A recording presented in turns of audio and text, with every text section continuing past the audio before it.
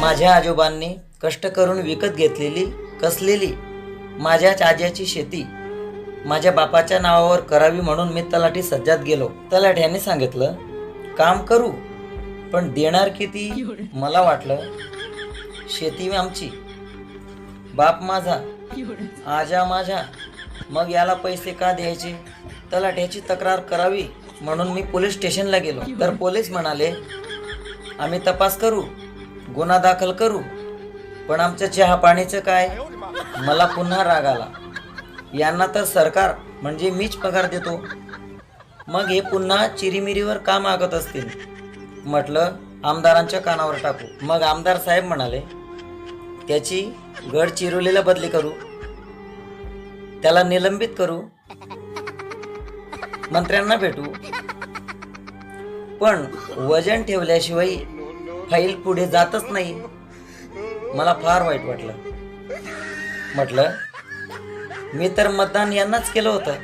वाटलं कोर्टात जाऊ. गेलो. तिथे गेल्यावर कळालं तिथे पण आज उद्या मरेल अशी एक म्हातारी आली होती. तिच्यावर तरुणपणी अत्याचार झाला होता. त्या मॅटरची तारीख होती. अजून निकाल लागला नव्हता. शिवाय निकाल लागेल अशी खात्री नव्हती. म्हटलं हे एखाद्या पत्रकार लेखकाला सांगावं, मन हलकं करावं. या प्रश्नांना ते आवाज देतील. तिकडे गेलो तर सगळेच म्हणाले पेन आमच्या हातात असला तरी त्यातली शाई आम्ही विकली आहे.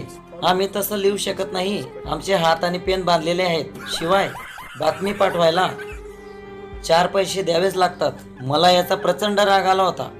म्हणून एका साधूबाबाकडे गेलो. वाटलं थोडा आत्माला शांती मिळेल. तेवढ्यात मठावरचे सेवेकरी म्हणाले उद्या या. सध्या बाबा महाराज, PI साहेब, आमदार साहेब, तहसीलदार, पंचायत समिती विस्तार अधिकारी, लेखक, पत्रकार साहेब यांच्यासोबत बाबा महाराज बिझी आहेत. नंतर त्यांच्यासोबत जेवायला बसणार आहेत. आज तुम्हाला ते टाईम देणार नाही. माझा सगळ्यांवरचा विश्वास उडाला होता. म्हटलं जनतेच्या दरबारात जाऊ. मग लोकांसमोर गेलो. लोकांना हे सांगितलं. लोक म्हटली हल्ली हा काही पण बरडतोय. नंतर मला कळालं लोक गुलाम झाले आहेत, लाचार झाले आहेत. क्षणभर मला वाईट वाटलं. मी करणार तरी काय होतो? त्यांच्यात सामील व्हावं की मरावं की मारावं यांना? मी देशाचा मालक. माझ्या बोलण्याचा कोणाला राग येऊ देऊ नका. आणि मी काही चुकीचं बोललो असेल तर मला माफ करावं. कारण कटू आहे, सत्य आहे आणि सध्याची हीच परिस्थिती आहे. जय महाराष्ट्र आणि करत राहा कष्ट.